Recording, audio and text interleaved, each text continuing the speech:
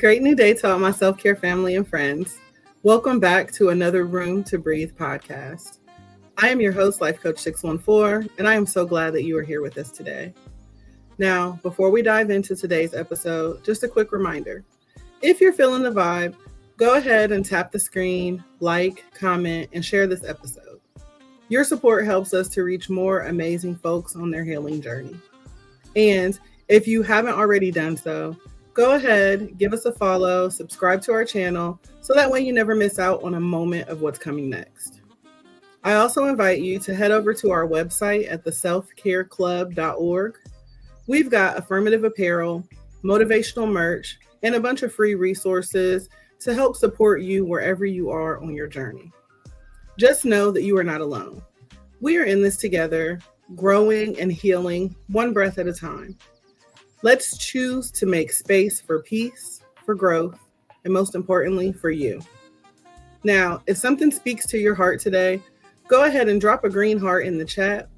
It's our way of saying, I'm healing, I'm growing, and I'm showing up for me.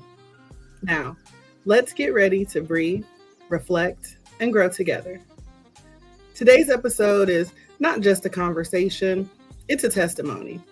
Our guest, Kimuura, is a brave and beautiful soul who has not only survived the unthinkable, but is using her voice and her truth to help others heal.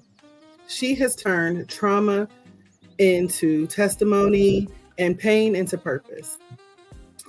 Room to Breathe and Self-Care Family, help me welcome Kimuura to our show today.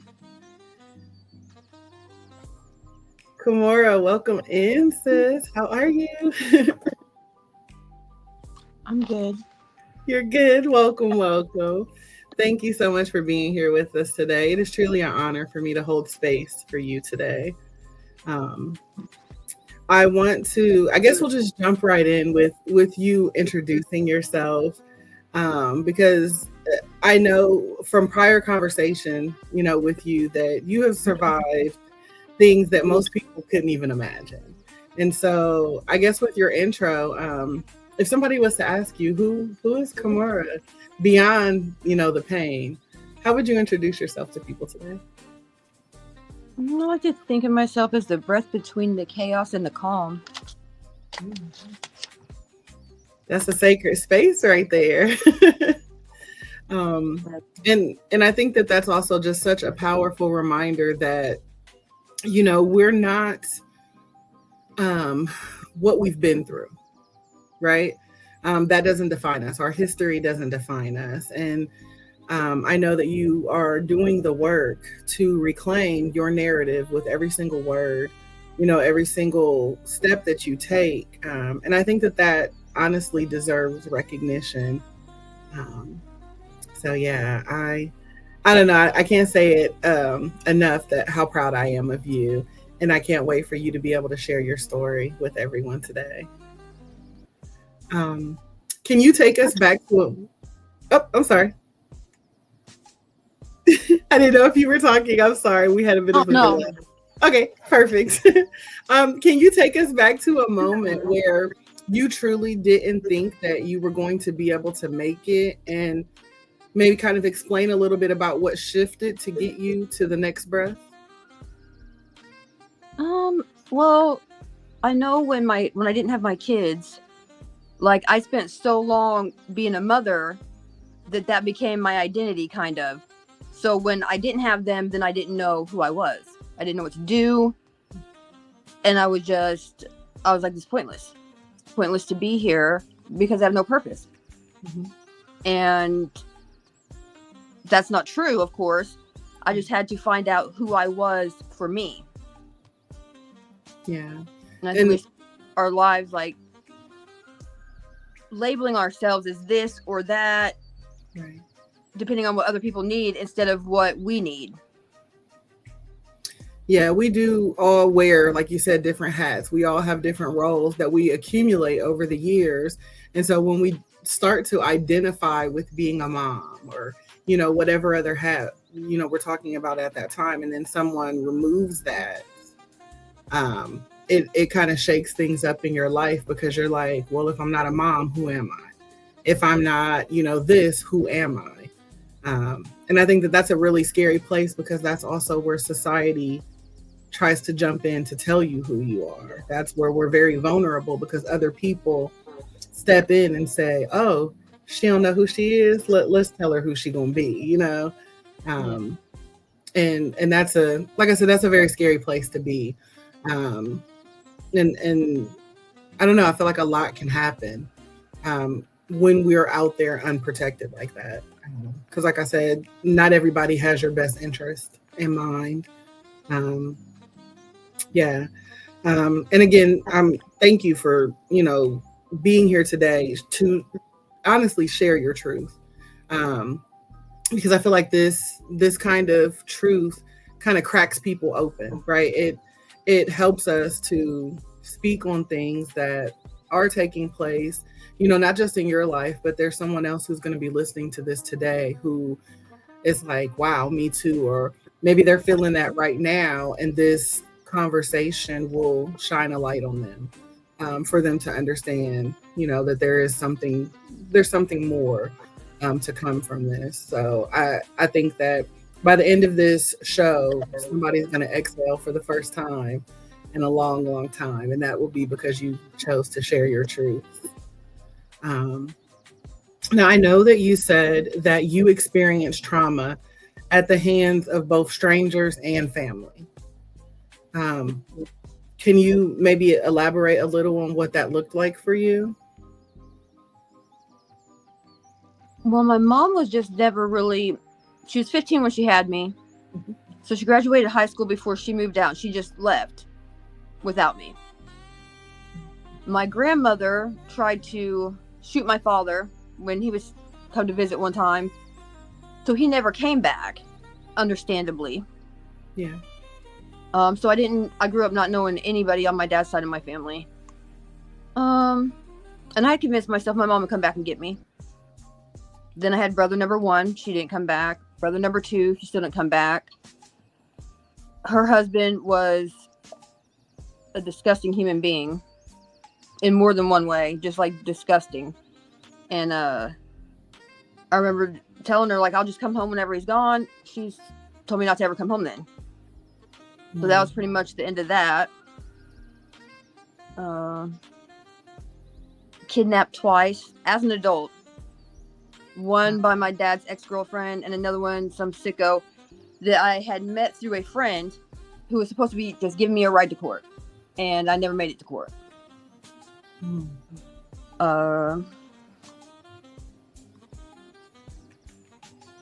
My son's grandmother stole my children. I had trusted her. She was more of a mom to me than my mom. Okay. And there was a situation, this guy showed up at my house. I thought it was my dad's friend. Turns out, no. And he ended up beating another man's calf off of his leg with a baseball bat in my driveway. And I was like, why can't I have my kids here while I get rid of this guy? Because he's dangerous. So I asked my son's grandma to keep him. And she decided to go left field, tell lies, create a whole bunch of chaos, and she was trying to keep my kids. And that worked for a little bit. I went off the deep end because I just was like, I'm over it. I don't want to be here. And when I say went off the deep end, I was walking around town with a plasma cutting torch on my back like a freaking backpack. Oh my gosh. Yeah. So, and that, I mean, I look at it now, I'm like, why would I do that? Yeah. But I was not in my right state of mind.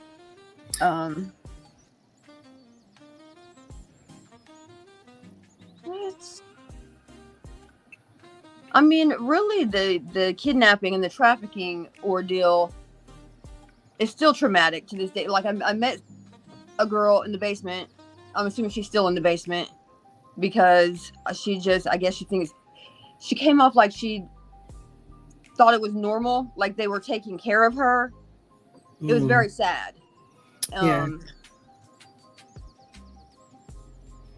It's hard. I just want her to know, like, there's people that will help her get out of there. Like, she does not have to stay. But to know, like, who all is involved in those heinous crimes is mind-blowing. Yeah. And to know, like everybody that you're told is here to help is not really here to help. Yeah. Is scary from day to day. But yeah, I mean, and I can only imagine it's very hard when you are in the middle of it to see outside of it. So every single situation that has led to where you are today and everything that you've experienced, you were in the middle of it. And so you didn't see, there's certain times where maybe you didn't see the way out, just like the young lady who you said may still very much be in this basement, she's in it, in the, what do we say, like in the thick of it right now. So she doesn't necessarily see an outside. And then two, this is going to sound weird when we think of such a toxic environment or whatever, but you almost think that there could be something worse. So I'm okay here, even though I'm not okay here, but I'm scared of what's next. And that's I don't know, that's a really, I don't know, I guess I would just say it's just a really scary place to have to even imagine to be, but to know that you've been there. And I think that's how I was able to escape. Well, I jumped out of the car going like 80 miles an hour. The first time didn't work out so well, but the second time I was able to keep rolling until I could hide until I knew they were gone. But I figured if they're going to take me out, they're not without a fight. Because I'm not going out like this. And I know a lot of people will give up because what else can you really do? Yeah. And so, I mean, having experienced all of that, how do you begin to rebuild trust, like in yourself, right? Because there's a point where you don't trust your judgment. You put your faith in people who lied and manipulated that. So, like, how do you begin to rebuild your trust in yourself and others and in the world after betrayal on that level? Well, I usually do. If I can't do something myself, like as far as if you have to take a car to go somewhere, nobody's driving me anywhere. Nobody's driving me anywhere because I don't know if they got child locks on the doors. I can't do that. Yeah. And I don't go to houses with basements. You will not catch me at a house with a basement ever. Yeah. And I try to tell my daughter and stepdaughter, and I try to tell all of them, like, look, if they've got a basement, you need to be very careful. Yeah. In regards of who it is, you need to be very careful. Yeah. I don't know, it's just so traumatic. And it's like, there's a lot of triggers that you have to deal with now because so much has happened. And, it's like, you don't want to impose that on your daughter and, and her friends and things like that, like your stepdaughter and all that. But you're still constantly fighting to overcome these things yourself. And it's, things that I feel like, someone like me, having not been in that particular situation, would take for granted. I need to get somewhere and I'm not going to drive. I'm going to call an Uber. Whereas you're like, no, I'm not getting in the car with nobody else. Like, you're not catching me. You know what I'm saying? Because you have these trust issues now. And I honestly believe that it's just one of those things where it does take a lot of therapy. It takes a lot of, being able to process your emotions, to be able to communicate. And it is hard to, I guess, give that trust to people when you've been consistently let down over the years. And, placed in situations that you didn't deserve. And there's so many of us out there who have experienced that. Our trauma or the scenarios may be different, but our stories are the same. Like, we've been hurt, we've been abused, abandoned, neglected, whatever it is. And now we have to spend what should be our happy years of life unlearning all of this hurt and pain. And I don't know, it pisses me off because it's not fair to, anybody, but here we are. And that rebuilding process isn't linear. So again, you're going to be like, girl, stop telling me this, but you need to hear it. Like, I really, truly just appreciate your honesty. Because I know that, the more you tell your story, the easier it gets. But I know that telling your story is not easy.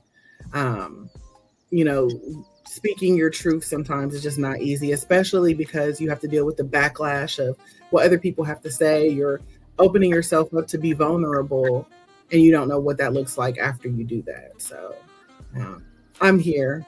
I'm always here for you, to help you through those moments. Now, I know one of the deepest wounds that you have shared, you mentioned the relationship or lack thereof, I guess, with your mom. How has, I guess, these feelings of being unloved or unwanted by your mom, how has that shaped the way that you show up today to love your children? And how you've learned to love yourself in spite of her, abandonment.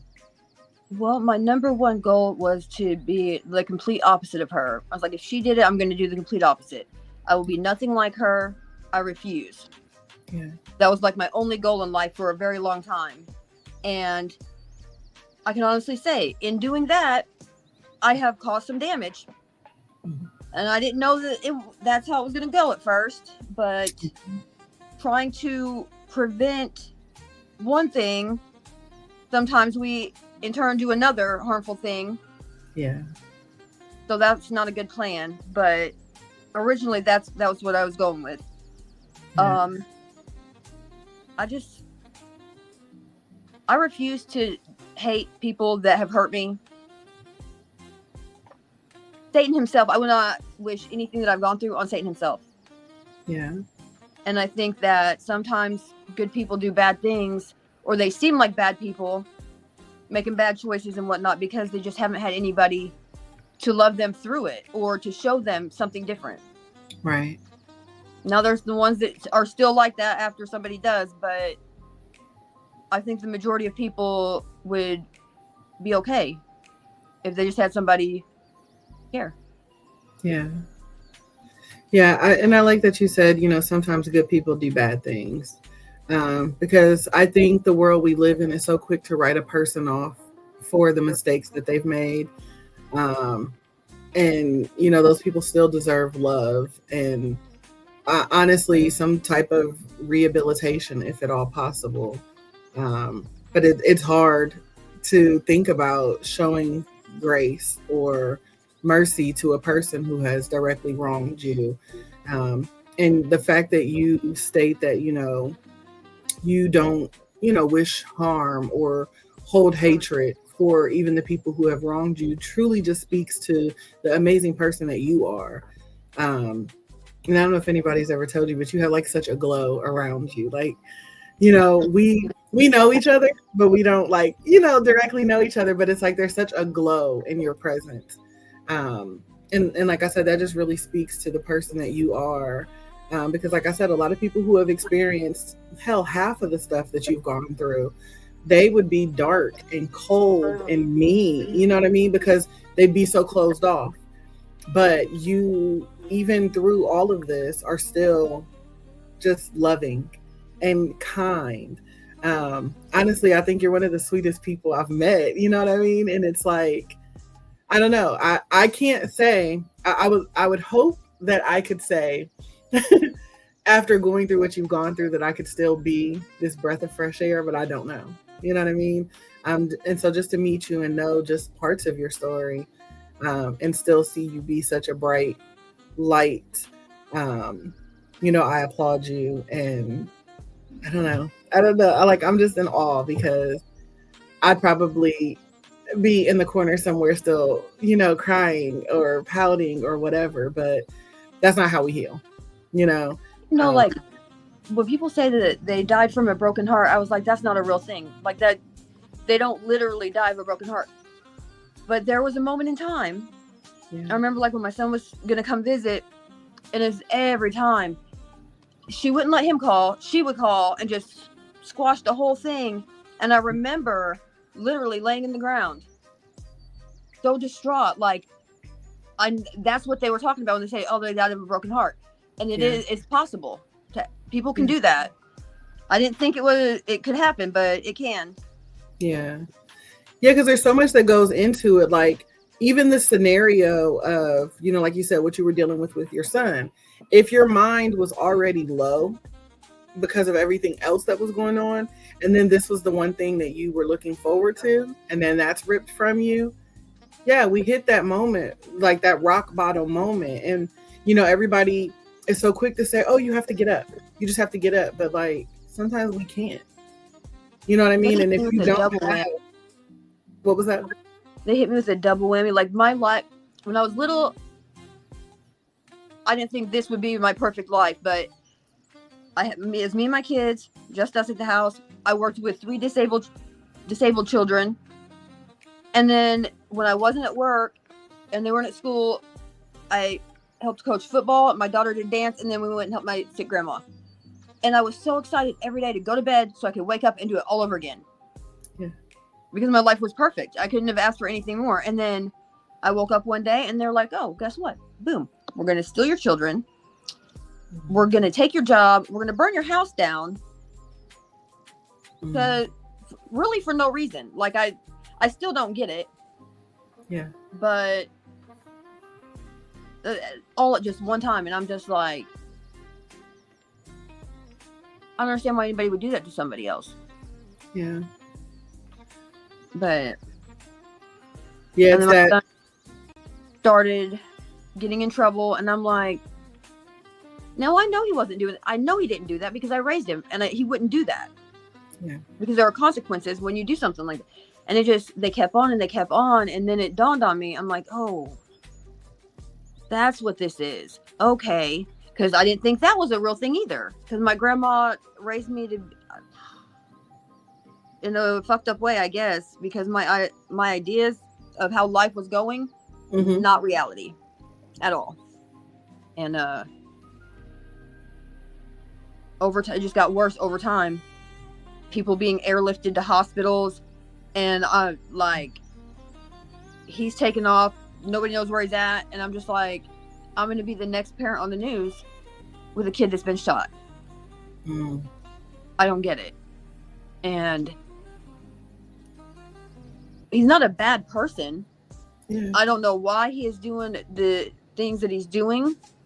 I really feel like in this area anyways, the kids are all like, oh, I don't want to die. I don't be shot. So I got to shoot before they shoot me, which is weird to me because we weren't doing that when I was that age. Right.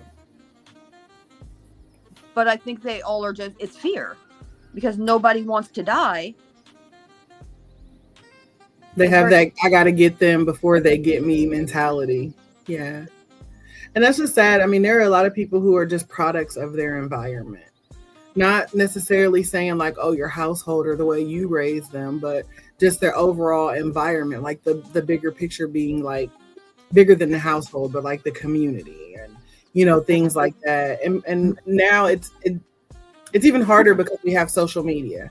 You know what I mean? So like when you think about, okay, maybe when we were younger, before social media had blew up, we didn't really know what was happening on all the other places unless it hit the news and we saw it, But now within minutes of something happening, hell, sometimes live while something is happening, we see it on TikTok or Facebook or somewhere.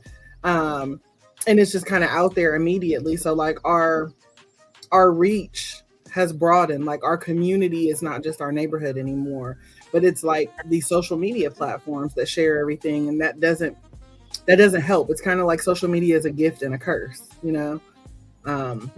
Because it's the bigger picture. And then the media pours so much hatred and division and darkness into everything that you have to dig deep to find the truth or to find any sort of joy or happiness. That's like sadly the way of our world these days, I think. Yeah. And I know that, go ahead. It weighs on my mind, like in the beginning, like I called the cops because I thought that was the right. Well, if you're not gonna listen, you cannot be playing with guns. You can't be texting. No, I'm calling the cops. So I call them. What do you want us to do? We can't do anything until he kills somebody. What do you mean? You can't do anything until he kills somebody? That's what I don't want to happen. Right. And it's like they don't want. I don't know. The news just irritates me because they're like, oh well, what are their parents doing? Yeah. You guys don't allow them to do anything. Right. So I just it's frustrating. Yeah, I get that. It's like they want you to hurry up and wait. You know what I mean? It's like they don't want to do anything to be proactive, but they want to be really quick to place blame. So once something bad happens, then they're quick to say, "Well, where's the mother? His mother did this," or if he had a father in the home, or and you're like, "Nah, because I was present." You know what I mean? And I did my best, and I asked for help, but nobody wanted to help me. They don't. They Reported don't my want to car stolen one time. Well, I tried, and they're like, "Ma'am, your car was not stolen. Your son had it." I said, "Oh, I don't care if Jesus was driving. It's stolen." Yeah. His But name no, ain't on the title. He don't pay no bill, and I did not authorize him to do it. he totaled it, fleeing and eluding the police. Wow. And I'm like, I just don't. It blows my mind. But there was times in court where I'm like, Your Honor, I love my son. He needs help that I cannot give him. Please. Because I don't want to bury my kid. I don't want nobody burying their kids. Nobody. Yeah. You have to help me help him, please. Of course, she did not. And then when he went for sentencing, she wants to be like, "Oh, I could give you an extended sentence if I wanted to." Lady, you didn't do your job. How about that? So just stop with this already, because you're upsetting me. Yeah. I think that a lot of times the system fails. They fail big time. And I mean, it's no different than people out here every day doing things for clout. The system does things for clout a lot of times. If it's going to bring them attention, if it's going to pad their pockets or boost their careers, then they do things. But they have this mentality. Well, it's not my neighborhood. It's not my family. It's not this until it is. And then my daughter says stuff like that. I'm like, what do you mean? You can't know. You should, because something is the right thing to do. Like, you can't expect somebody to do something for you or your loved ones if you are not willing to do it for other people. Like, what are you? I don't understand my daughter. Sometimes I wonder if I've lost her in the fight. I really do. Because she's... And maybe, and I don't know, like I said, maybe having extra conversations to not, I guess, figure out a right or wrong, but just to see their perspective. You know what I mean? Because I have to think about that a lot with my son, because there are times when I just don't understand his thought process or logic. And so sometimes I'll just ask questions like, or I'll tell him, I don't understand that. Like, can you explain it to me? Not to be like, oh, you're wrong and I'm right, but just to let you know, like, I don't get it. She says she don't care. Like, it has nothing to do with her. It's not her business. She don't care. And I'm like, that you cannot be my child. I don't understand why you're saying that. That means you have to care about something. She's like, I don't care. Yeah. And sometimes I wonder, does she really just not care? Do they see no hope? Like, I don't know what it is, but. Well, and think about it like this too. Like, we grew up understanding what our parents, grandparents, great-grandparents had to go through. The generation that we have now, they're so far removed from a lot of that trauma that we are aware of. You know what I'm saying? So it's like they're almost a little desensitized to the mess, because they're like, oh, like, okay, like if you take like race issues, right? And we talk about how, certain things are still very much biased when it comes to our race. And they're like, no, it's not like that. That might have been like that back in slavery. And you're like, well, first of all, I wasn't even born in slavery, but I know that there are still a lot of things happening that are wrong. You know what I'm saying? So it's modern day slavery. And they're like, no, you're making it up. You're this, you're that. And I'm like, I wish those people would really take the time to like sit down and process it, because if they don't, they're going to learn the hard way. Yeah. And that's how I learned, was the hard way. And it is not fun. Yeah. And, but yeah, there's a lot of that going on. Like, my daughter's boyfriend's mom, she has an issue with my daughter because she assumes that my daughter is white, because she's very, very light. And she's not, obviously, because I'm not, but she just says and does weird things to my daughter. And I'm just like, she's like, Mom, I don't know what her problem is unless she's racist. I was like, well, okay, I can explain this to you I'm not saying it's okay for her to be like that. Right. But where she's coming from with the way that the world is.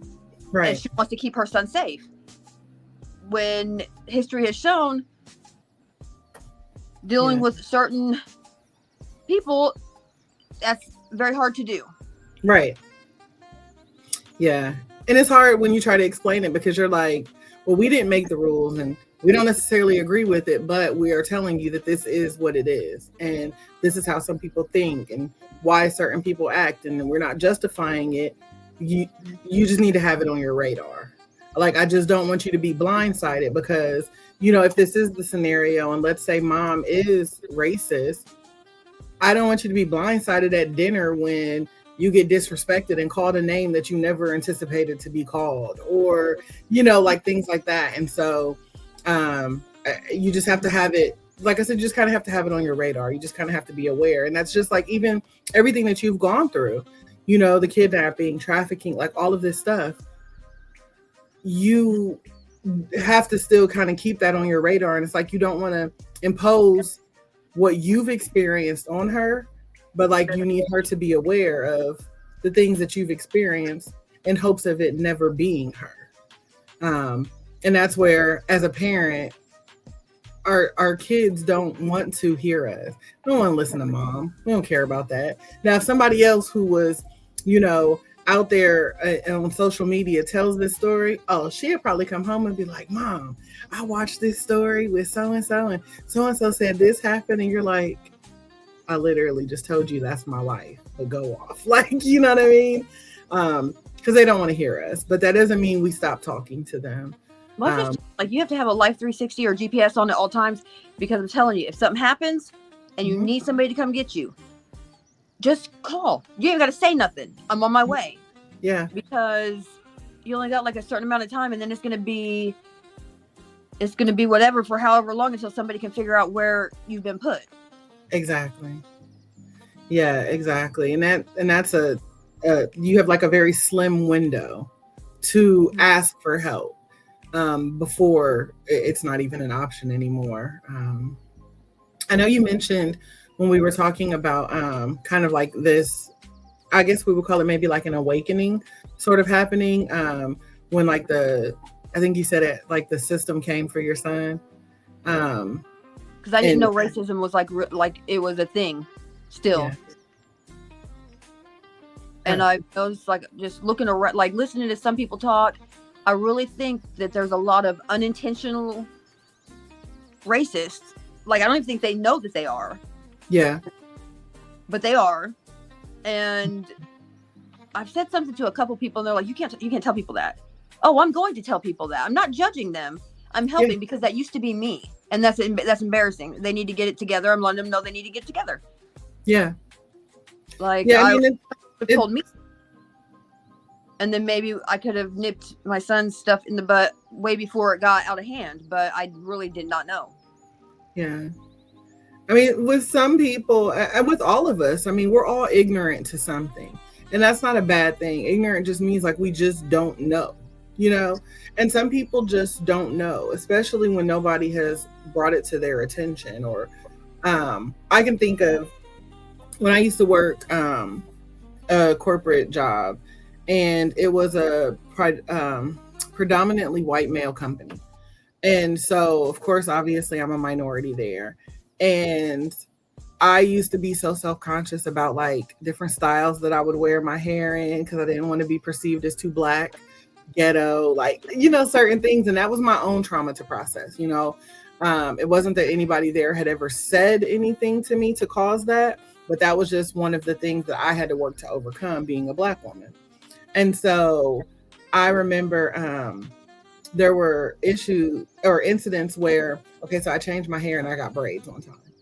And it was the first time, and it was a very big deal for me because I always did not, like, it was too urban for my job, in my opinion, but I was trying to get out my own head and rock my braids, right? So I go into the bathroom and I come out the bathroom, and one of my coworkers, she's a white woman, just picked up my hair and touched it. Girl, we were in the bathroom. And I just remember looking over, and I felt so awkward because, like, I have a problem with people touching my hair, right? Like, I was raised that you don't allow people to touch your hair, and, you know, people can put roots on you and do different things by touching your hair and stuff. So like, that's just the way I was raised. That's what I believe. And it freaked me out, but I felt like I had to dim my light. Looking back now, I know I didn't have to, but I used to stay really quiet, even though that would piss me off when people would touch my hair. And so finally it had gotten to a point when I started healing and processing it in therapy when it happened again, my hair was curly one day and my coworker walks by and she comes behind me and she's like, "Oh, my little curly hair." Girl, she just pet me. Okay, like I felt like a dog and I was like, I'm about to lose my job. Like, and in my head, I was like, I'm about to get fired today. But then I had to remember, my dad said people can only be held accountable for what they know. And in that moment, I was like, these people are ignorant. And I meant that in every form because they just don't know any better. So I went over to them. First, I went and told my boss, like, I'm going to have this conversation and I don't know how it's going to go. I'll see you in a minute, And then I walked over to their desk and I just told them, and I said, look, I don't like that. I find it very disrespectful. And they were very apologetic and they're like, oh my God, we just didn't know. Like, so, people don't. And I said, look, I can't speak for all people, but I do know that I'm a person who believes like, you don't touch, my hair is attached to my body. Like, don't touch me, But it was a very teachable moment. And from then on, I never had that experience again. I don't know if they had some meeting in the bathroom where they were like, don't touch nobody's hair no more. Like, I don't know what they did, but they didn't bother me no more, And so that's, like an awakening that we kind of go through. And I know that, the stories that you're sharing are way bigger, but it's still a trauma. It's still a trigger that we, go through, being silenced or, just having, feeling like you have to tolerate something. And so like with everything that was happening with your son, you went through, like I said, that awakening as well. What did that moment teach you about your voice, your power, and then the bigger picture of it all? Well, I will say, like, dealing with like the big picture, I know when I had my kids, I was like, my kids are not going to see color. Like, they're human beings. Why does everybody have to be a color? And that's what I did. And my aunt, she's like 10 months older than me. She asked me one time, she's like, is it weird to you when you go out in public and you've got one black kid and one white kid? I'm like, what the are you talking about? Yeah. I'm like, well, it never crossed my mind until you just said it, but no, it's not, because they're my kids. Right. But I mean, if I could go back and do that differently, I probably would. Because not in like a negative way, but I don't think I don't know how to answer that one, because I feel like everybody should know the whole truth so everybody can be safe and make good decisions, but nobody does know the whole truth. So it's impossible for right now, I guess. But yeah, I don't know. It's hard when you think about that because, when I was raising my son, I didn't want him to judge people by the color of their skin because I know what that feels like. You know what I mean? And I knew as he grew up what he was going to feel as well. So I tried that whole, we don't see color. I did. And I meant well, right? Until it backfired on me. Realized, what'd you say? It backfired on me like real bad. I'm like, oh man. Yeah. Man, I shouldn't have done that, because if I would have told him I would need to be careful around certain people, maybe he would have been careful and we wouldn't be where we are, but I did not. I was just like, wait, nobody's a color. They have a name, like their mother gave them. Like I gave you a name. Everybody has a name. We're people. Right. Like, we're human beings. If you got beef with the alien, right? Like, we're human though. And that's how I felt. And then like 2020, when everything like exploded in the world with all like the racial injustice and everything going on, I honestly had a nervous breakdown through all of that. And it was very triggering for me, being a Black woman, raising a Black son. You know what I mean? Because I knew that the world looked at him differently. And so I felt like I did him a disservice not pouring into him, teaching him about color, because once he stepped out into the world, regardless of how optimistic I raised my child to be, he was going to step out in that world and be a Black man who was hated for the color of his skin.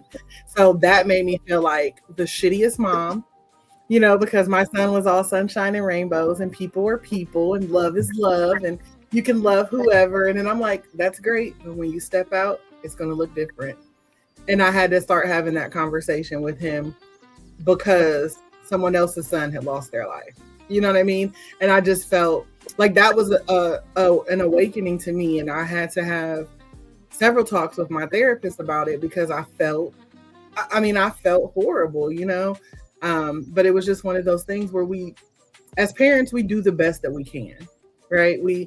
We think, okay, this happened to us. I don't like it, so I'm never going to do that. And I've always wanted this and got it, so I'm going to make sure that they get that. And it's like we have this mentality because there is no handbook. We are out here winging it. We are out here faking it till we make it, hoping that we get it right. Sometimes we do, and sometimes we don't. So yeah, that's a difficult part. And I think that honestly hits home for all parents, regardless of the color of your skin, but especially for like single Black moms who be out here really trying to do it. You know what I'm saying? It's like we try to figure out like, what are we doing? What am I doing wrong? Or why won't anybody help me? Like, why won't the system help me understand? You want me to break this cycle? Shit, I want to break this cycle. Help me, help us, And so that actually doesn't want us to do well. Yeah. I think they want control and they want to do whatever they want to do with our kids. And I really don't think they want to help. I know that's a horrible thing to say. It's your truth. It's many of our truth. And I think too, when you had kind of mentioned your daughter withdrawing from it all, I think that's like her trigger response. It's like you can't live in this world and not see what's going on and not see how it is.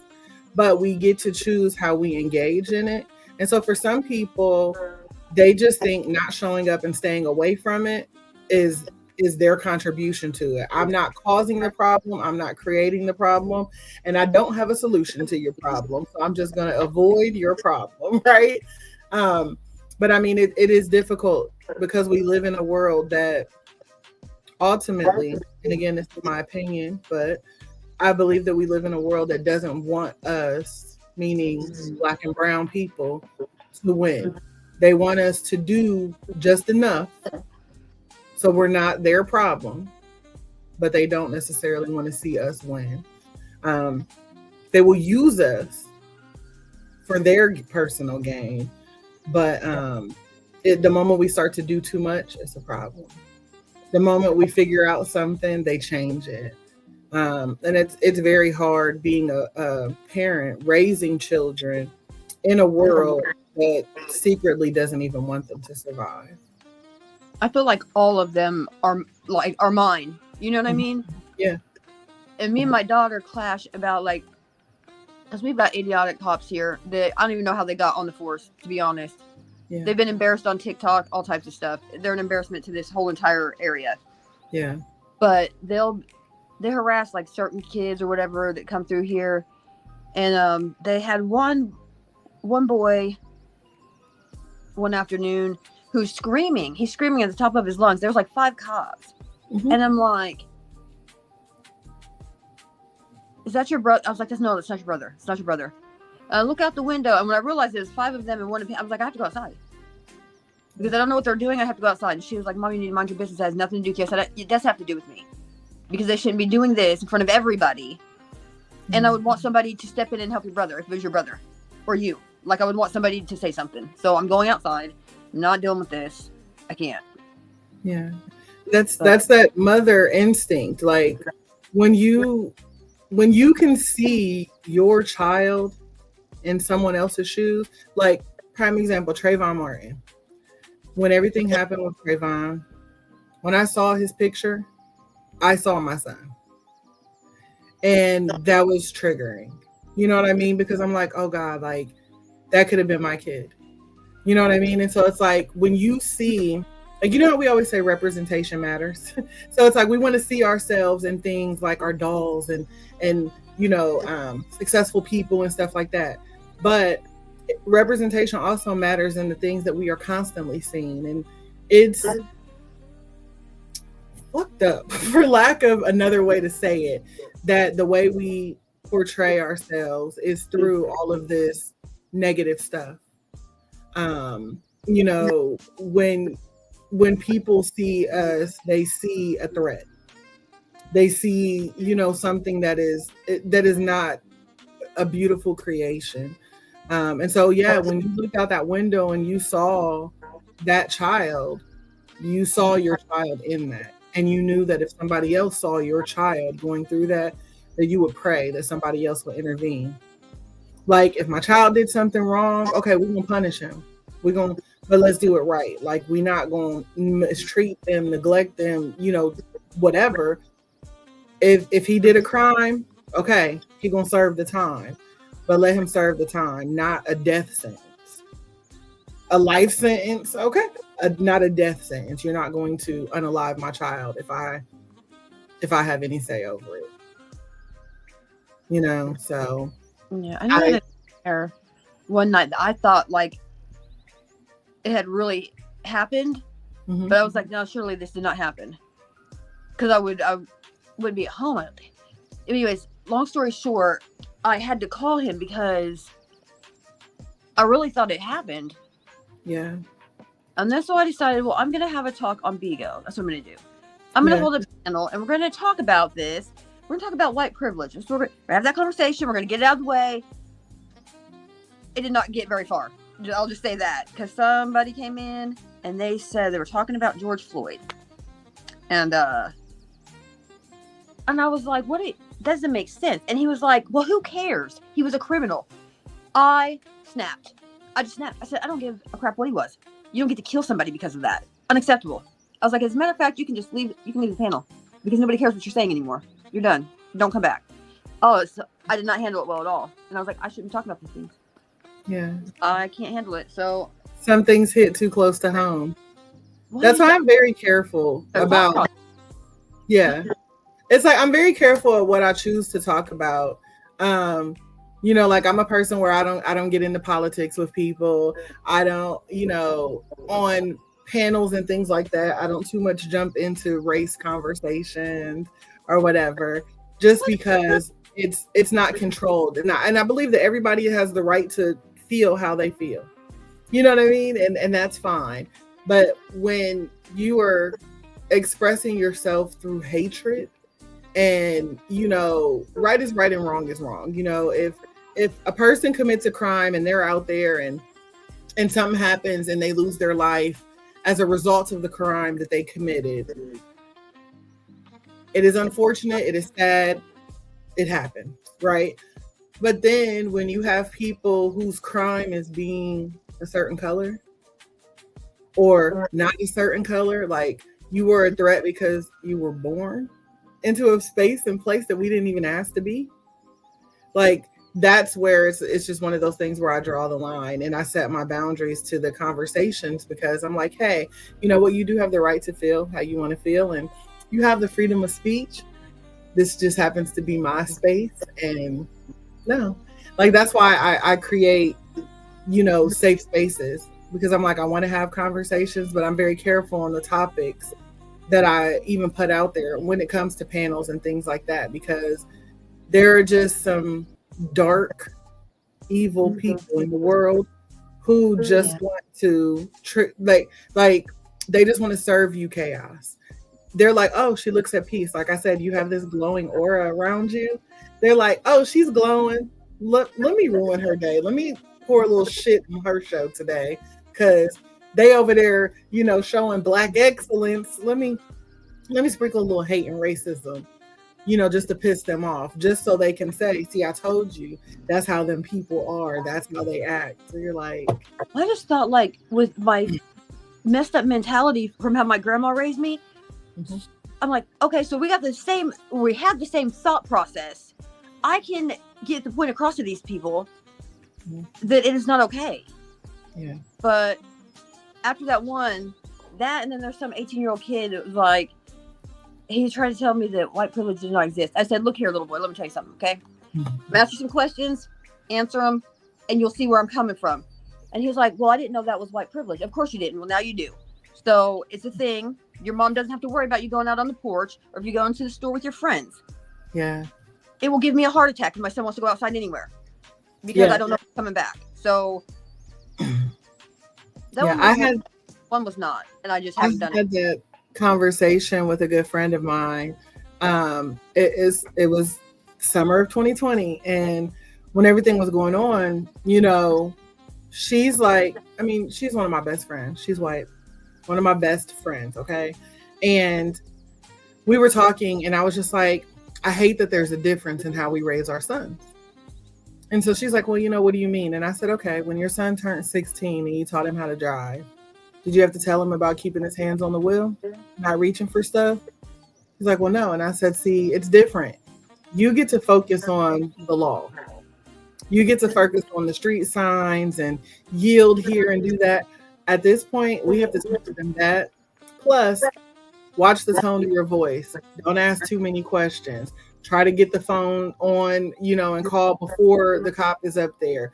Don't argue. Don't this, don't that. You got to fully comply. Even when you don't want, we teach things because we are not concerned about the ticket. We don't care. Let them take the car. We don't care about none of that. We are simply concerned about our child coming home. Simply because of the color of their skin.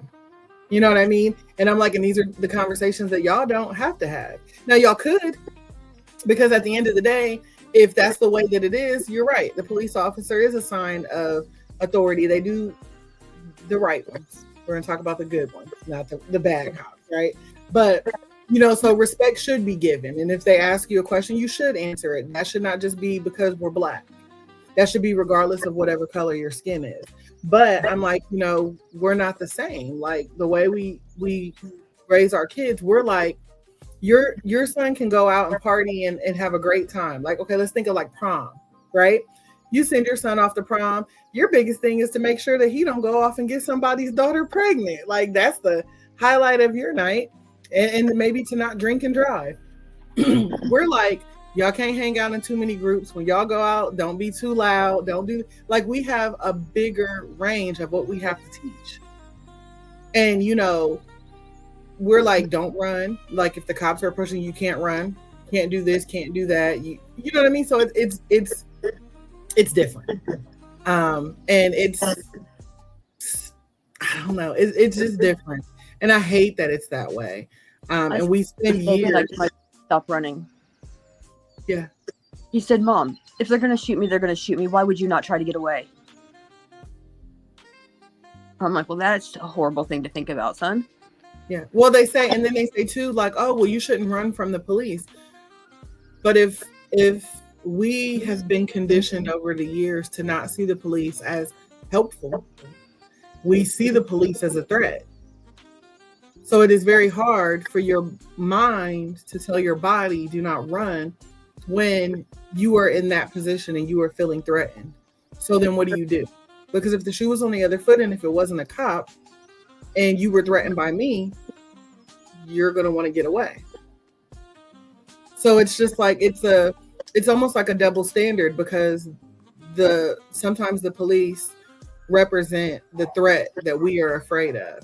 I'm not scared of the people in the hood. I know them. You know what I'm saying? Like, I'm not scared of them. I know what to do. I know what not to do. If there's gangs and things like that, I know what to wear, where to go, what to say. I know what not to do. I don't know what to do with the police. I don't know. They don't walk around with good cop, bad cop on their vests. So yeah, it's I don't know. It's a lot. And that's why I said, we have this new modern day racism that, people try to tell you doesn't exist, but we know that it still does.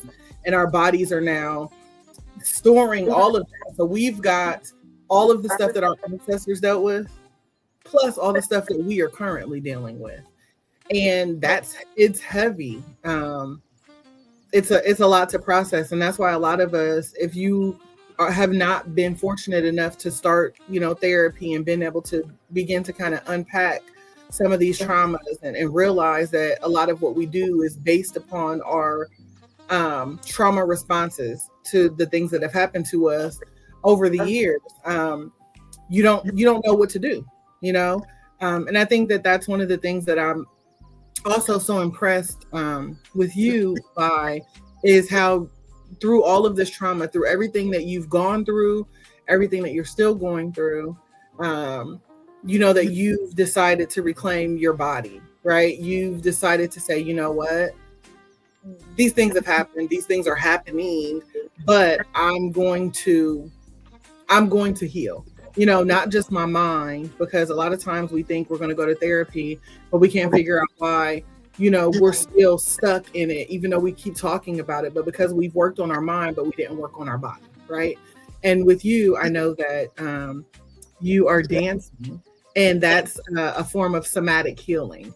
And that's something I'm glad that it's starting to trend nowadays. Everybody's starting to talk about somatic healing, and they're learning how, you know, our body stores trauma, like in our hips and, you know, things like that. So, what does it feel like now to freely, I guess maybe to move more freely in a body that once felt like a prison for you?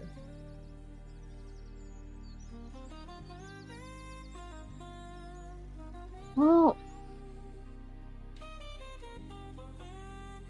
I never really felt trapped in my body. I mean, I guess in a way I did. It was more so like a mental prison of like, I don't know who I can be today to get through. But I went from, oh my gosh, my grandma forced me to go to therapy at age 3. I accidentally killed my guinea pig. All right. She said I murdered him. I did not do that. I had seen animals dancing or whatever. So I had a tape player, and I sat in the kitchen with him, and I made him do the Running Man, and it broke his back. So they tell the therapy lady that I killed him because I didn't want him anymore. Like my mom didn't want me. I'm 3 years old. Why would I say that? I don't think I did. Yeah. And from 3 on, like, forced me to go. And I remember taking all the toys out of the little cabinet and crawling in there and refusing to come out. Like, I have nothing to say to these people. I don't know them. Yeah. I did not kill my pet. Like, we don't need to be here. But after that, I just danced. I could feel like the rhythm of whatever, it didn't matter what song, just like flowing through my veins. Yeah. And I could just, I don't know. Yeah. I mean, sometimes with our body, you know, when we feel like the prison piece, you know, I can relate to like my mind feeling like a prison, where I felt like I was trapped, you know, and it took me to begin healing and to begin processing, to realize I'm the warden. Like, yeah, people may have held me hostage and captive previously, but nobody's, you know, holding me hostage now. I was holding myself hostage. And so there was definitely like a prison in my mind, which trickled to my body, because now that I mentally think this is going to happen, I'm not moving. I'm not doing anything. And for me, like, I felt like I stopped breathing. And so because I was so mentally guarded, I didn't feel like I had permission to breathe, which meant in all the spaces that I was showing up, I wasn't really me. I was who I thought I needed to be. And so like, even when I got married, it was hard for me being in a very healthy, loving relationship when all I knew was unhealthy, loving relationships. And so it caused me to be really guarded and, you know, not allow his love in, because I'm like, he gonna leave like everybody else. How long this relationship gonna last? You know what I'm saying? Like I was very guarded, and so I was trapped. And, you know, like I said, it all started with me mentally, because it was just really how I was thinking. I had a very unhealthy thought process. But that also limited my movement. And for me, you know, I'm learning now with the somatic healing, you know, doing more yoga and trying to incorporate more movement, where I have time to process what I'm thinking. And I'm sure dance for you is a lot like that. It's like when you dance and you feel this music, you also get to process, you know what I'm saying? So it's just as much mental as it is physical for you. And I think that's the beauty of somatic healing, right? Because you get to release it in multiple ways. You get to dance and say things that your mouth could never even say, like you couldn't even form the words to say. And you know, that freedom in your body after all the pain that you've had to endure, like that's a different kind of liberation that I wish everybody could experience. That's why, like I always tell people, self-care, you have to find what works for you, because self-care looks different for all of us. And you know, for me, you know, it's writing the songs and sharing my truth and the journaling and the mindfulness. For you, it's dance. And you get to tell your story. You're not just dancing. You know, some people might be like, oh, well, why is she doing that? Well, you're not just dancing. You know, you're releasing, you're reclaiming who you are. I know a lot of people gave me a hard time, like as I used to work at the club. And I never really, it didn't really bother me. It did irritate me a little. They were like, oh, she's a stripper. A stripper? Oh, no. I've worked with some of those. That is not what I do. It's never been what I do. Like, I literally, okay, so when I think stripper, I'm like, oh, she's getting naked for money. That's what I'm thinking. That's what, right. Most of the time, not even close to what I do. Not even close, ever, at any point. Even when I was working at the club. Like, if I had a bad day, I'd probably put on some dark makeup, throw on some Manson, and just twirl a little bit. Like, so I guess it was like therapy every day that I would go to work. But the stereotype that they put it under is like, I know it discourages a lot of people. And I wanted to put a poll up in my apartment, which I knew my landlord was like, no, you can't do that. Oh, well, I did it anyways. I DIY'd my first pole, and I would just come home every day after work, and I would just like twirl around it real fast as I was going to the kitchen or something. That's really all I did for a long time. Because I had an accident on one some years back that was pretty painful. So I was like, I'm not going to do pole work anymore. And then I just couldn't help myself. Yeah. And I mean, I think that a lot of times it's because it comes with that stereotype, you know, and everybody's so judgmental, but nobody really takes the time to understand people's stories, you know, to understand somebody's why. And everybody who's on a pole doesn't have the same why. Some people do it just because they think it's fun. It's a hell of a workout, like real talk, you know, but at the end of the day, you know, for some people such as yourself, it's bigger than that. It's, you know, it like I said, it is that release. It is that reclaiming your power. And for some people, it's just that one mindful moment that they get to just let go, that they get to just be. And, you know, the people who don't understand it, it's because they don't get that sort of release. So they'll never understand it. You could tell your story. They could get on the pole right there, and they're still not going to feel what you feel because it's not their truth and it's not their story. And, you know, kudos to you for still doing that, because, you know, it doesn't matter what you do in life. There's always going to be someone who wants to judge you.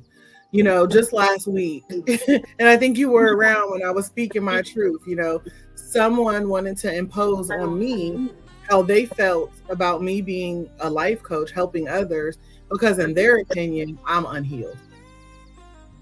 Like, what sense does that make? You know, like, I'm just speaking my truth and I'm sharing my story. And if my story is a blessing to someone, just let it be. Like, if you don't like me, if you don't like what I'm doing, change the channel, turn the page, scroll up or down. Like, let me live, you know?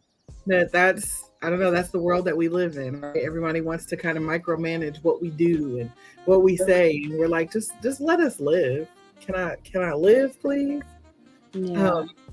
I met a guy when I was working at the gas station. This was also traumatic, but, and I don't know how I remained so calm, because you would think, having already been kidnapped and stuff, that it would set me right off the edge. This guy comes in, I've never seen him before in my life, starts talking about, oh, I've been searching for you for 2,000 years, blah, blah, blah. And I'm like, okay, bud, that's great. Right. So he leaves, he comes back with some jam, homemade jam or what, I don't know. So I just left them in the bag, put them in my car. They're still not opened because I don't know what's in it. Yeah, those things will be in the trash. After we get finished recording, I'm gonna need you to go and throw them things in the trash, honey. I don't know if it's I don't know what it is, honey, but we gonna throw them away. He called the police. I had a couple days off. Calls the police and reports me missing. Told them I was his girlfriend. Said I was missing. As if that's not bad enough, this guy goes up to the police department with a $10 bill and a map drawn on the back of it. My boss calls because the police are there, and they tell me that he had a map drawn on the back of his $10 bill that had me located in a freaking cemetery. I'm like, that's because he thought you ate the jam. That's because he thought you ate the jam, sis, and that was the only place you was going to be. So, but I mean, I remained I forgot. He came back in a couple of times. I'm like, look, dude, you can't be doing no weird stuff like that, all right? Because I don't know you, right? Or you're gonna have to be banned from the store, and I'm gonna have to call the police every time you come in here, because that's weird. Yeah, and I don't appreciate it. Yeah, a little creepy. I'm like a magnet for weirdos. It's not good. I don't know where they come from. They just pop out of nowhere. Yeah, some of them more dangerous than others. We have to do some sort of cleanse or detox. We're gonna have to figure out some ritual for you to add to what you're doing to wash that off. Cause yeah. Do you remember? It wasn't that long ago, maybe a year at the most, where I was like, oh my God, I'm bald. Like my hair had been cut off. Mm-hmm. But I was like, I did not do that to myself. Okay, so I was working on a house for this guy. Mm-hmm. I think I'm pretty sure he cut my hair off, but I was cleaning, and this bag, like a sandwich bag of hair, falls out of this cabinet,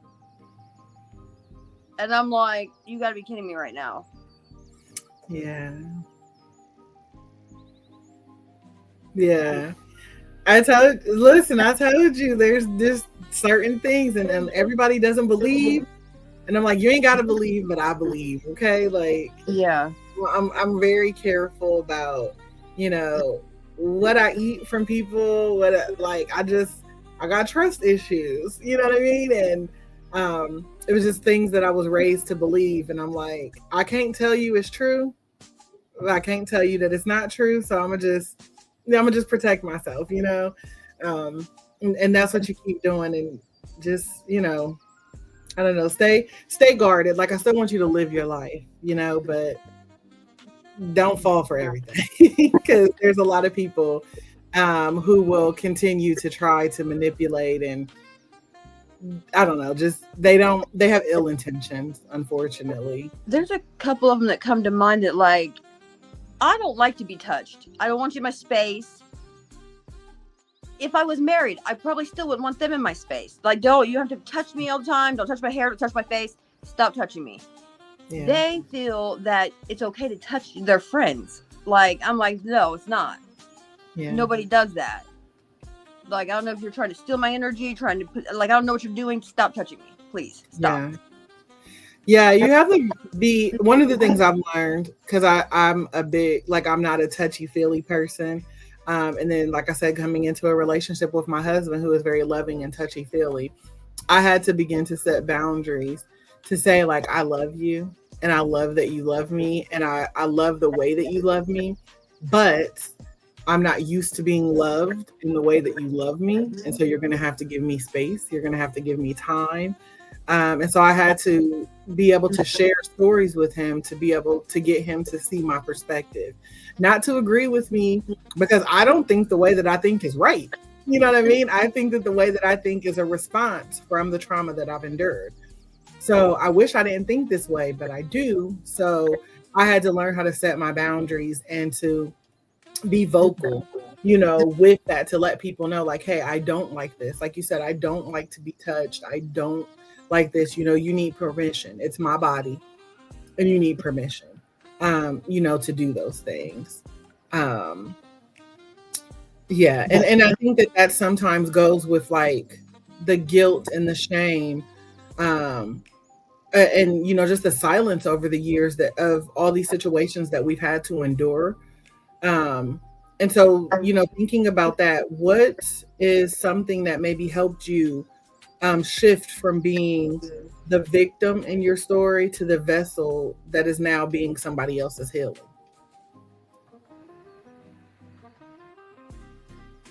I guess when I realized that if I don't take care of me, if I don't care about me, nobody else is going to care. Like, I can't give all of me for everybody else, because then there will be no me. Yeah. And I think that hit me. I was in the hospital one time. I had hit like 86 staples in each arm and sent me home as soon as they were done. Oh my gosh. And they were like, you tried to get rid of yourself? I was like, huh? Why would I do that? Well, looking at me, clearly that is exactly what I did. So asking me, what is the point in that? But they sent me home as soon as they were done.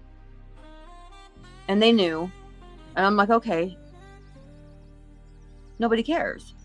I have to care, or nobody's going to care. And then just the kids. Like, I had said some hateful things to a child one time. Well, not hate. I didn't mean to be hateful. I was like, did your mother not teach you how to, like, act like you have some home training? Right. And I didn't know that his mother had passed. My son was like, Mom, why would you say that? I was like, look at, he's acting out. Why is his mom needs to whoop him or something. And he's like, well, his mom is dead. And I'm like, oh, fuck. All right, you know where? Take me to the house so I need to apologize. And that kid stayed with us for a while, and he was doing better.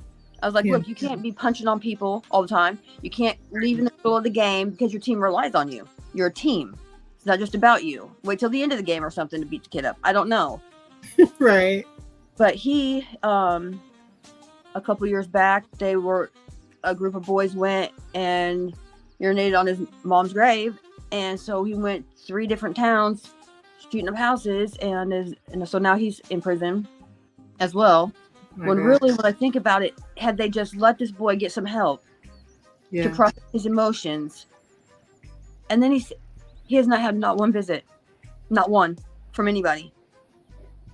And that, like, I think about that every day, and it really hurts my feelings, because I'm just like, nobody can go see him. Like, I just don't understand it. Yeah, I mean, that's just another story of the system failing him. When it's no different than when anybody loses someone, there's a grieving process that has to take place, and people have to learn how to process their emotions. And a lot of us haven't learned that. We grieve someone, and after the funeral, they think that you're supposed to be over it, that grief is supposed to, magically be gone because that person is not there anymore or something.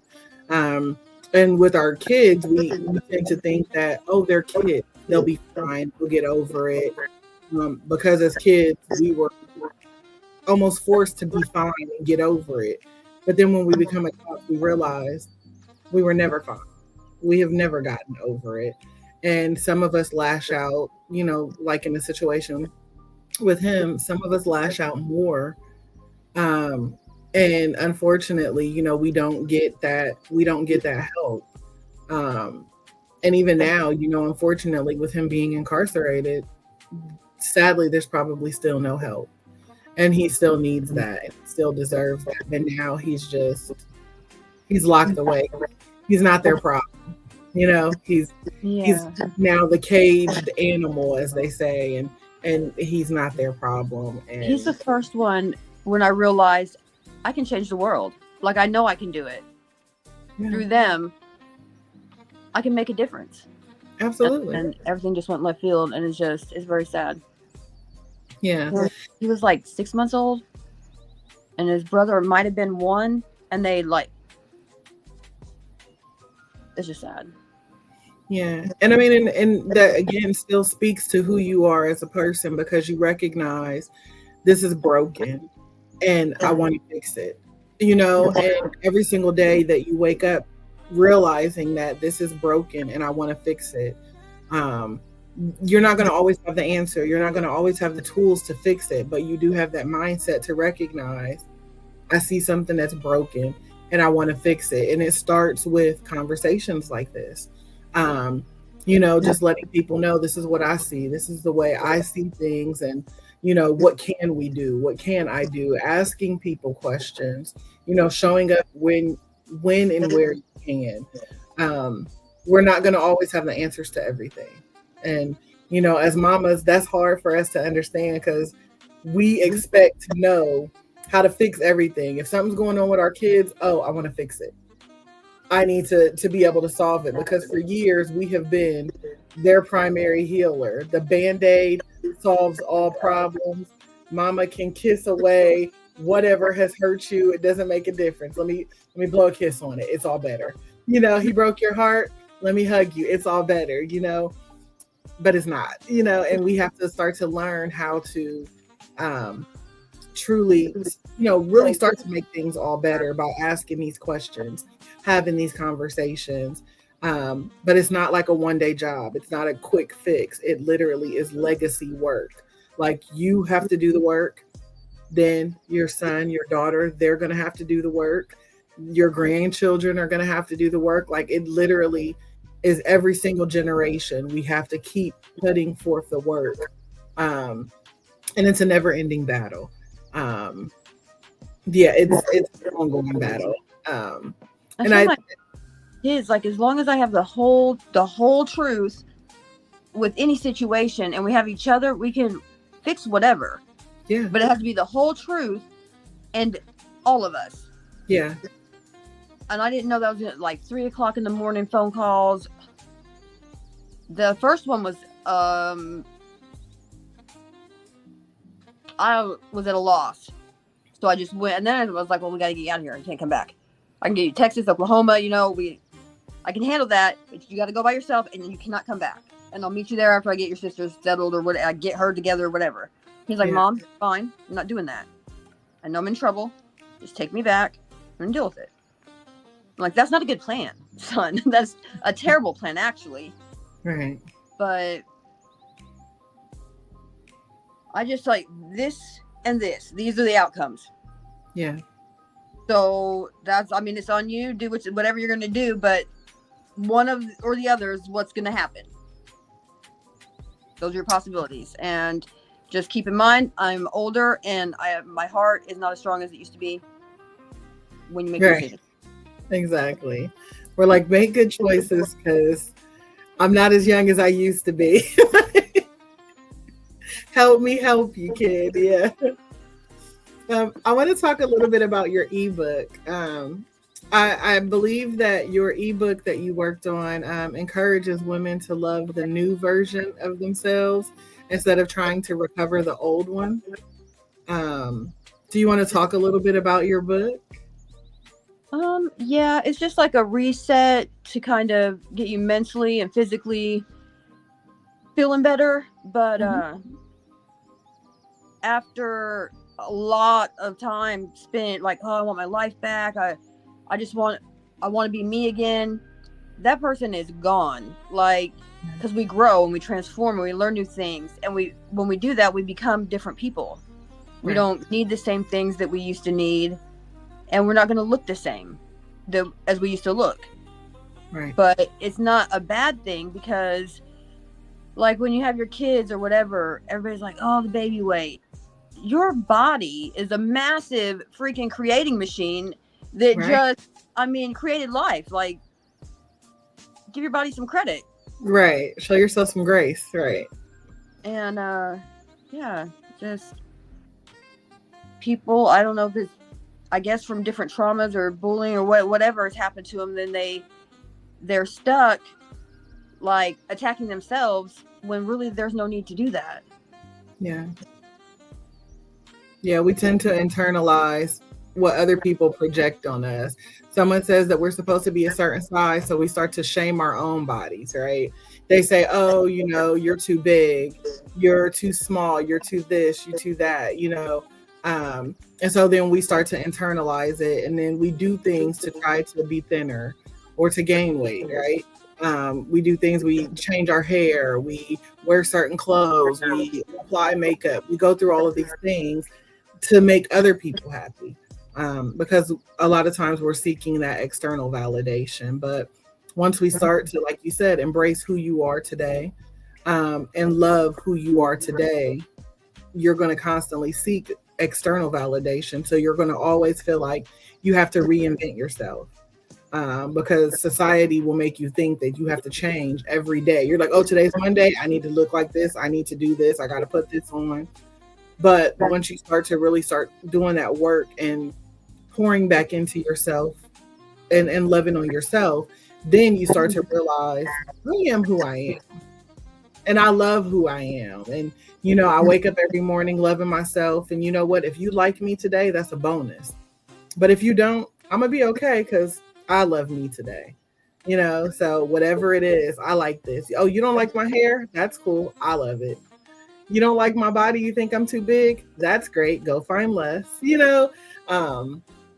and so you have to constantly, love on yourself. You know what I mean? Like, you have to constantly refill your own cup, because the world will truly break you down. It doesn't matter what it is, whether it's the color of your skin, the size or shape of your body. It doesn't matter what it is. There's always going to be someone who has a problem with it. There's going to be someone who has something to say. But as long as the person that has a problem with it is not you, who cares? And if you don't like it, if you're not happy with your body, then change it, adjust, eat healthier or shift whatever it is. You don't like the fact that you have red hair, dye it. You want red hair, dye it. You want it longer, get the weave. You want it shorter, chop it off. Whatever pleases you. But you just have to be really careful that it is what is pleasing to you and not what other people have projected on you to do, or how other people try to get you to be. Because that's when things get really dangerous, and that's when we find ourselves in, situations that are not healthy for us. I'm curious, what is something that you are proud of that your younger self never thought would be possible?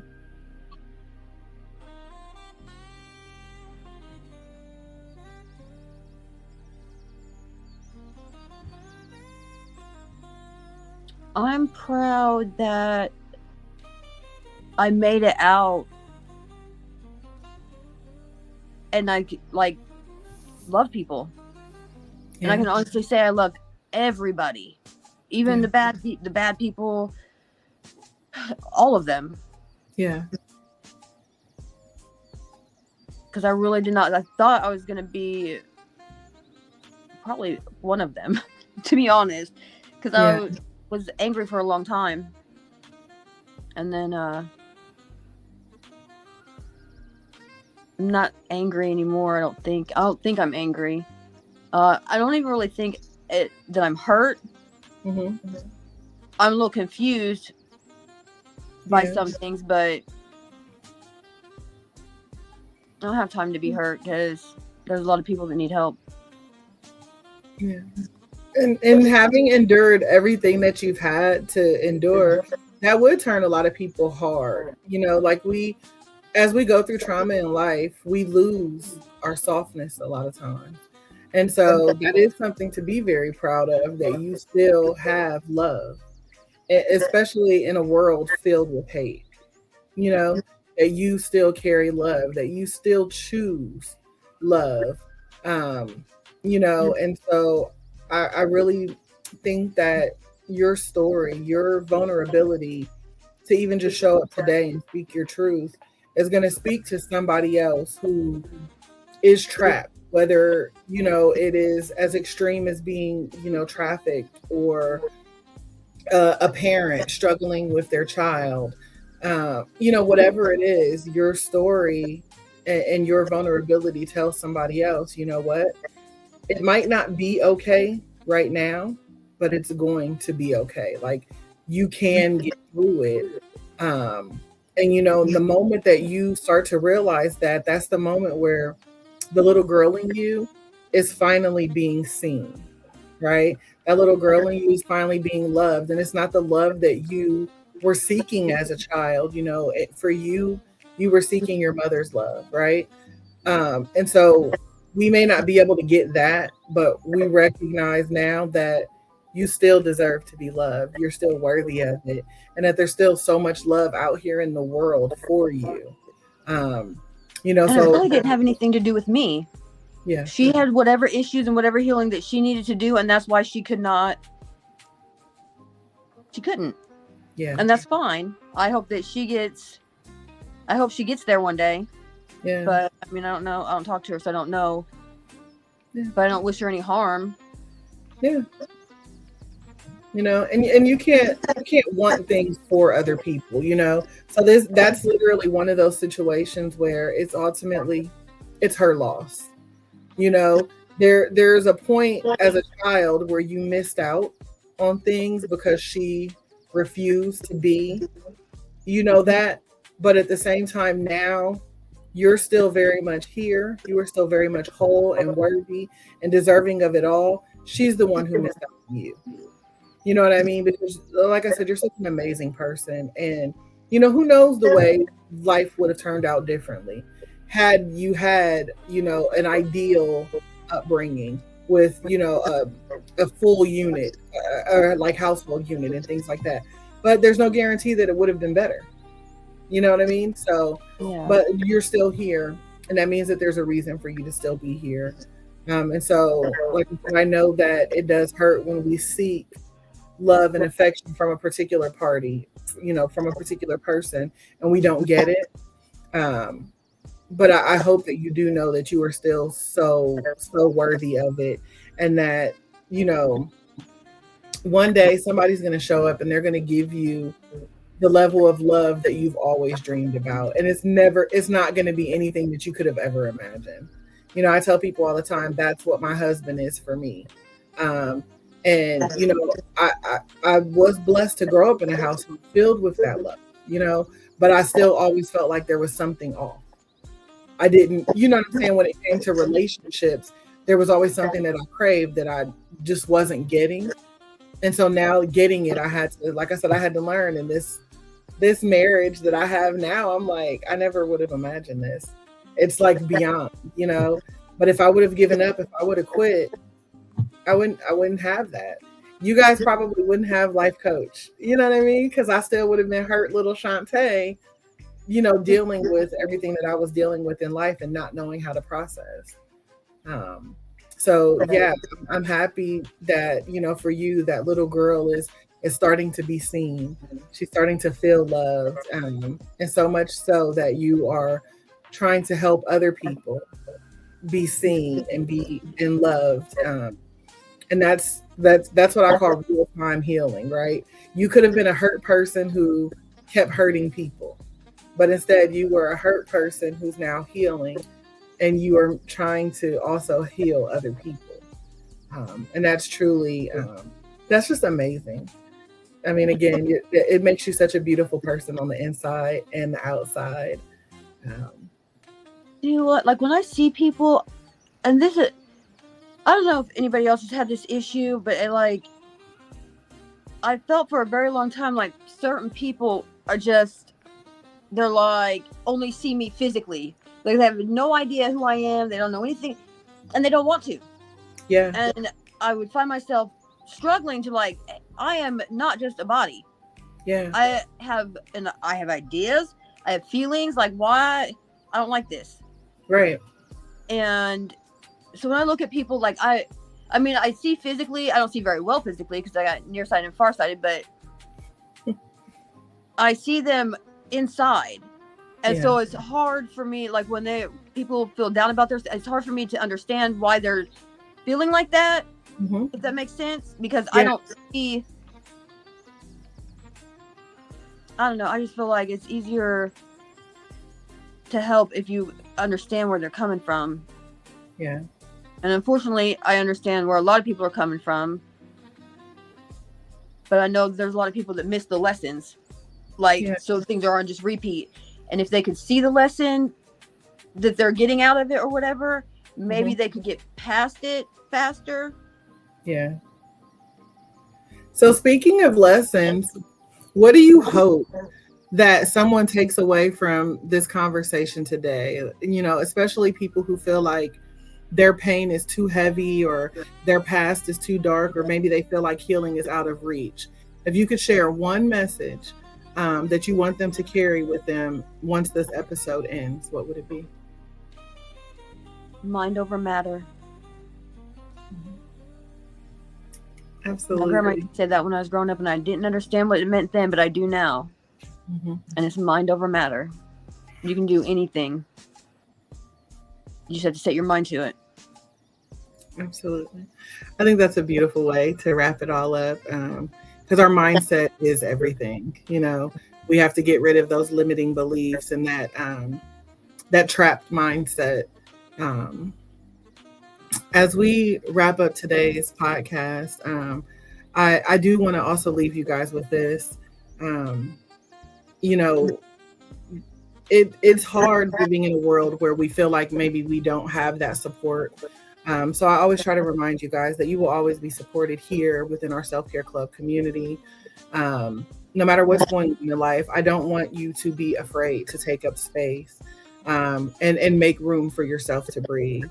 There are people out there who really, truly want to help you, who want to be a blessing, even if it's just, sharing their story, speaking their truth, letting you know that you're not in this alone. Because at the end of the day, we are all in this thing called life, trying our best to navigate the best way we know how. We don't always get it right, but we're not going to always get it wrong either. So we just have to keep fighting, keep showing up. And like Kimuura said, it's mind over matter.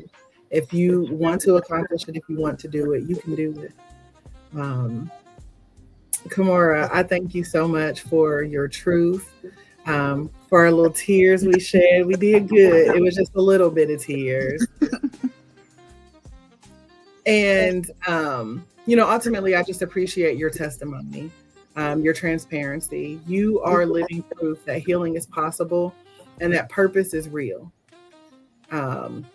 Once we get the information for Kimuura's book, you guys, I want you to support her book. I'll be sure to pin the details when we have them for the podcast.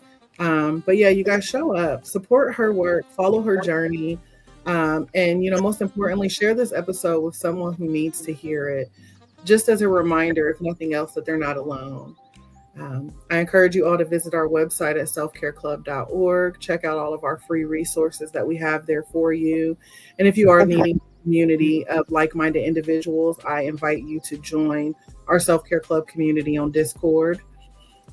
As always, I love each and every one of you to life. I pray that you all have an amazing day on purpose, filled with purpose, and I look forward to connecting with you again soon.